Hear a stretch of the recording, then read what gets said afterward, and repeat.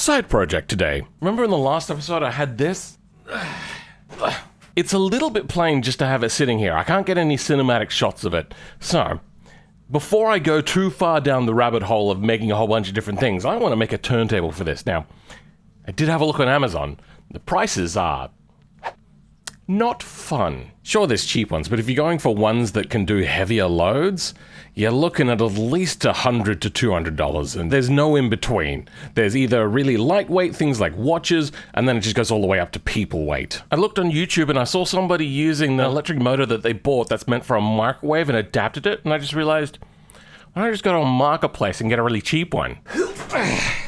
This one was free. I have a bit of a plan.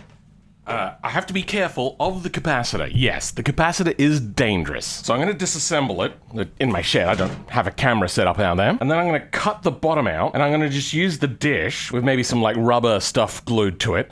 And then I should just be able to run power to it and be good. I'll be back after cutting it apart. Holy shit, it's hot inside my shed. This is what we've got though.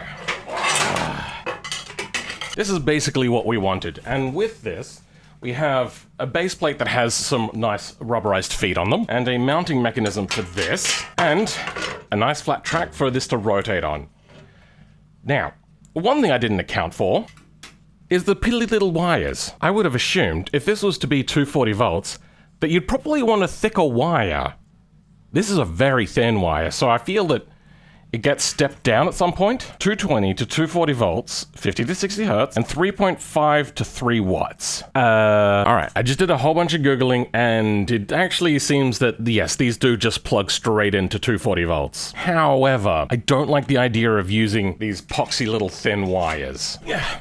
So, I'm going to use the plug that it came with. Wish me not death. Do these even go in? Oh. They do. Somehow I reckon I can do a grounding wire on this. This whole motor is held in by one screw, and we're going to use that as a ground now. How do I route this in a way in which it won't cut on these exposed cuts? Then, the bottom. We now have our enclosed unit. It's wired up. Luckily, there's switches on our power sockets here in Australia. I'm also going to run it through a power board that has like a safety trigger in it, so multiple steps. Power up. Oh. That's pretty good. There is a bit of a problem though. There's a bit of a bounce to it. Well, that's, I think, something for a future problem.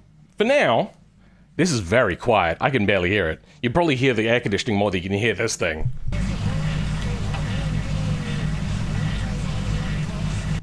Call it funny or stupid. I did actually try to use my record player first and then put like a thing on the middle there. I thought, as long as it can get past the inertia, it really should keep going. It doesn't really keep going. It's also very plasticky. It just slipped, didn't work very well.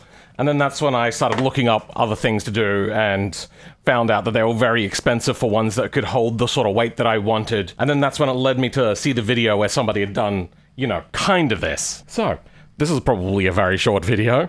But hey, I never said these videos were going to be long. Algorithm's probably going to hate a short video, but I'm happy. Alright, next video, back to this. I got some more little tinkering to do before we start adding the big things. Kind of like this almost free switch that I got.